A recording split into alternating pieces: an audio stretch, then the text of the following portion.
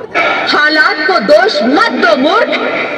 ये हालात भी तुम जैसे गंदी सोच के लोगों ने बनाए हैं। अगर इतना ही डर था तो अपनी मां को क्यों नहीं मारा?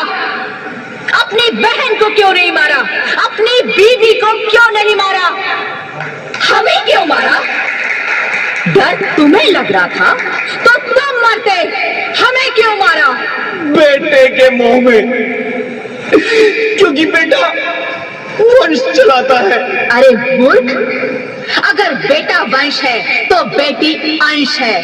अगर बेटा आन है तो बेटी गुमान है। अगर बेटा दवा है तो बेटी दुआ है। अगर बेटा गीत है तो बेटी संगीत है। और अगर बेटा भाग्य है तो बेटी भाग्य विधाता है। यहाँ सबको माँ चाहिए, बहन चाहिए, बीवी चाहिए, मगर बेटी क्यों नहीं चाहिए? जबकि ओस की फूल सी होती है बेटियां। माँ बाप को जरा सा भी दर्द हो तो रोती है बेटियां। रोशन करता है बेटा सिर्फ एक कुल को, दो कुलों की लाज ढोती है बेटियां। फिर भी किसी को नहीं चाहिए बेटियां। क्यों नहीं चाहिए बेटियां? है किसी के पास इस बात का जवाब? बेटियां क्यों नहीं चाहिए? हमारा क्या कसूर है? आखिर कसूर क्या है हमारा? हमारा जाता है हमें। क्यों नहीं चाहिए बेटियां? क्यों नहीं? हमारा कसूर क्या है?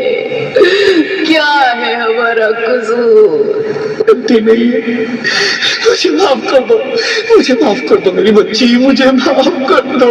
तुम्हारी कोई गलती नहीं है, तुम्हारी कोई गलती नहीं है।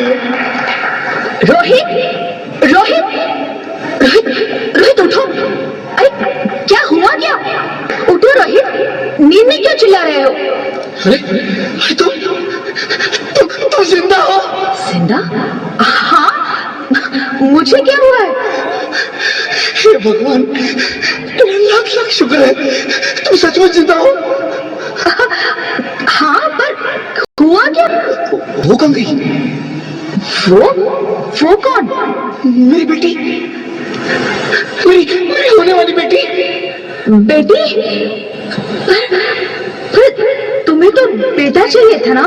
नहीं ज्योति, नहीं, अब मैं समझ गया हूँ। बेटा और बेटी एक ही सिक्के के दो पहलू हैं, जिसके बगैर इस जिंदगी की गाड़ी नहीं चल सकती। अगर हमें अपने भविष्य को उज्जवल बनाना है तो पहले हमें बेटी को बचाना है। बेटा और बेटी को बराबरी का दर्जा देकर इस जिंदगी को खुशहाल बनाना है। हाँ रोहित, तुम बिल्कुल ठीक कह रहे हो। बेटियां तो माँ बाप की रानियां होती है। मीठी मीठी प्यारी प्यारी कहानियां होती है। हमें इन्हें इस दुनिया में लाना ही होगा। इस दुनिया को अगर बचाना है तो हमें इन्हें बचाना ही होगा। हम सबको मिलकर इन्हें बचाना होगा, है ना रोहित? तुम ठीक कहती हो ज्योति, इसकी शुरुआत हम करेंगे।